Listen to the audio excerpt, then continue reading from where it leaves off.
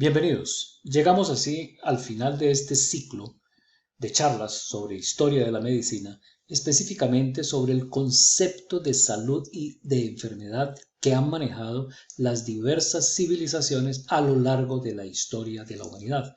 Vimos ya entonces la prehistoria, la edad antigua, la edad media y vamos hoy a ver la edad moderna y la edad contemporánea. Mi nombre, César Iván Varela Hernández, profesor de dermatología de la Universidad del Valle en Santiago de Cali, Colombia. Soy médico y cirujano de la misma universidad y dermatólogo da Escola Paulista de Medicina, presidente fundador de la Asociación de Historia de la Dermatología Colombiana. Mi declaración de conflicto de intereses tiene que ver con el hecho de ser profesor de dermatología de la Universidad del Valle en Cali, Colombia. Hemos visto entonces hasta aquí. Vamos a ver en este video la edad moderna y la contemporánea. La edad moderna. Se inicia esta era de la historia con dos hechos. La caída de Constantinopla en 1453 y el descubrimiento de América. La edad moderna tiene dos periodos, el Renacimiento y la Ilustración. Y el aporte extraordinario de la edad moderna a la salud y a la enfermedad es la introducción del humanismo y el método científico. El Renacimiento. El Renacimiento comienza con las grandes plagas. La peste, especialmente, que diezmó un tercio de la población de Europa, causó la muerte de 25 millones de personas. Así se protegían los médicos en aquel entonces de la peste. En Italia surge el humanismo. ¿Qué es el humanismo? Es un movimiento intelectual, filosófico, cultural, sobre la base de tradiciones romanas en la que se voltea a mirar al hombre como un ser pensante y sintiente, al ver los valores del hombre, los valores del ser humano. Eso lleva al florecimiento de las universidades en Italia, a convertir a Italia en el motor intelectual de la época. Viene entonces el esplendor de las artes, el progreso científico de manera tremenda, en especial de las ciencias naturales y de la medicina. Y voltear a mirar al hombre como ser pensante y sintiente, hace que aparezcan genialidades como Miguel Ángel, capaces de hacer esculturas tan maravillosas como el David. Hay un gran progreso médico en anatomía, por ejemplo, con Andrés Vesalio y Leonardo da Vinci. Andrés Vesalio con su libro De Humani Corporis Fabrica sobre anatomía funcional y Leonardo da Vinci sobre esos dibujos y disecciones maravillosas anatómicas.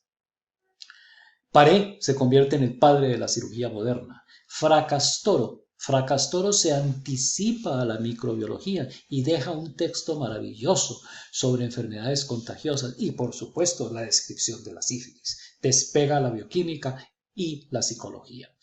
Paré y Fracastoro.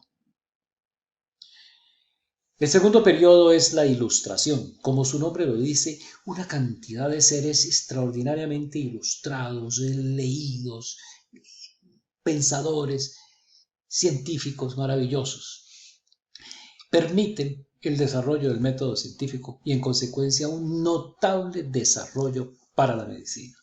Newton, Leibniz y Galileo hacen la apertura al método científico. Janssen inventa su microscopio. El médico inglés Jenner inocula con viruela a un niño voluntario, James Phillips, y así nace la vacuna en 1796. Aquí tenemos en un óleo de Meininger donde nos muestra ese momento histórico en el que el doctor Jenner está inyectando la vacuna al niño. Ha tomado la vacuna de esta vaquera de las lesiones que tenía aquí en la mano. Harvey, el inglés, llamado el gran fisiólogo, descubre la circulación sanguínea, plantea una hipótesis sobre el ovocito y muchas más. Tres hombres muy importantes. Santorio Santorius, padre de la endocrinología. Sidejan, padre de la semiología. Y Malpighi, padre de la histología. Muy importante en este periodo de la Ilustración fue la participación de la Revolución Industrial en la segunda mitad del siglo XVIII. Revolución industrial que se originó en Gran Bretaña y que le dio un impulso a la ciencia y a la medicina simplemente extraordinario. Este óleo nos recuerda esos momentos del inicio de la Revolución Industrial en Inglaterra.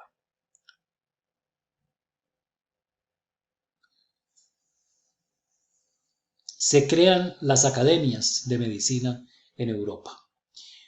Reúnen a los médicos más estudiosos, más granados, más ilustrados, con mayores conocimientos, más inquietos, para analizar las situaciones de salud de cada país, para asesorar a los gobiernos inclusive, de manera muy importante en materia de salud pública, para analizar los estudios científicos. Y Colombia no fue ajena a esa situación.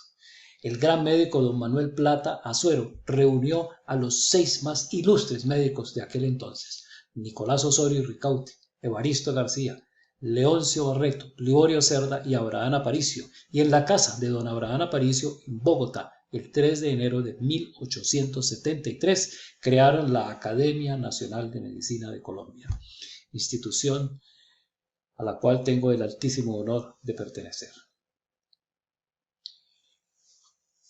La Revolución Francesa trajo como consecuencia en la historia el que se diera un nuevo nombre a la era. De la era moderna pasamos a la edad contemporánea, esta que nos ha tocado vivir. La edad contemporánea nacen las especialidades y se determinan como tal inventos extraordinarios. La salud pública sufre un desarrollo fenomenal. Se crean los grupos de investigación y aparece la medicina basada en la evidencia. Siglos XIX, XX y XXI. El siglo XIX es el siglo de la revolución médica. Es el siglo de la salud pública, de la asepsia, de la anestesia y de la victoria de la cirugía y del diagnóstico por imágenes. Payen desarrolla la bioquímica, encuentra la primera enzima, catalasa, posteriormente llamada amilasa, en 1833, las vitaminas, las bases de la nutrición y de la dietética. Joseph Skoda y Ferdinand von Ebra crean el primer departamento de dermatología en Viena en 1841. Claude Bernard, el gran médico experimentalista, y la fisiología. Cuántos recuerdos y cuántos descubrimientos hizo Claude Bernard. En 1846 se da un hecho histórico en la medicina, en la anestesia y en la cirugía. En 1846, el uso del éter en sedación quirúrgica. Esto cambia, revoluciona por completo las cirugías. Se inicia así la anestesia general. En esta obra, en este óleo, es un recuerdo de aquella primera operación con éter del Dr. Warren en 1846 en el Hospital General de Massachusetts. Continúan los grandes. Charles Darwin, siglo XIX, 1859, nos presenta la teoría de la evolución de las especies y nace la biología evolutiva. Y Virchow, padre de la patología moderna, además da origen a la medicina preventiva, desarrolla la higiene y la medicina social. Virchow. Y vienen 3 grandes hombres para la historia de la medicina y para el cambio de concepto de salud y de enfermedad. Louis Pasteur, Robert Koch y Joseph Lister demuestran la etiología infecciosa de muchas enfermedades. Se crea entonces la teoría microbiana y con ello la microbiología moderna. Se presenta entonces la asepsia y en consecuencia el éxito de la cirugía. El padre Mendel con sus guisantes describe las leyes de la genética en 1865 y en 1895 Röntgen se encuentra con los rayos X. Y es la creación de los equipos de rayos X es fundamental para el cambio de la salud y de la enfermedad. Un año más tarde, en 1896, Becquerel Becquerel y los esposos Curie, Pierre y María, descubren la radioactividad y con ello el origen de la medicina nuclear, que tanto bien le ha hecho a la humanidad y a los diagnósticos. Madame Curie, además, es importante resaltar que fue la primera mujer en recibir un premio Nobel, 1903, premio Nobel de Física, pero además fue la primera en recibir 2 premios Nobel, porque recibió el de Química en 1911. Y por si fuera poco, la hija de este matrimonio en 1935, Irene, recibió premio Nobel de Física. En el siglo XX, en la primera mitad, importantísimos cambios. Sigmund Freud revoluciona el psicoanálisis, revoluciona la psiquiatría y crea el psicoanálisis. Paul Ehrlich se convierte en el padre de la inmunología. En la primera mitad del siglo XX se presentan las 2 guerras mundiales, 1914 y 1939, letales, fatales para la humanidad, pero con ello se logran grandes avances en cirugía y en rehabilitación. Un gran hombre en la primera mitad del siglo XX, Alexander Fleming, descubre la penicilina y con ello se da inicio a la era antibiótica. Y en 1953, Jackson y Crick descubren la estructura química del ADN y junto con Wilkins reciben el premio Nobel en 1962. En 1948 se crea la Organización Mundial de la Salud en Ginebra como primer organismo médico internacional para diseñar políticas de prevención, promoción e intervención en salud. En 1978 se realiza la Conferencia Internacional sobre Atención Primaria en Salud en Alma-Ata, Kazajistán, en la que se incorporan los aspectos psicológicos y sociales a los biológicos como determinantes de la salud. Se le da importancia a las medidas sociales como el agua potable, la alimentación saludable, la vacunación y la atención primaria en salud recibe todas sus directrices. El lema era salud para todos. No se consiguió, solo algunos países en el año 2000. Salud para todos en el año 2000. Solo algunos países lo consiguieron, los más desarrollados.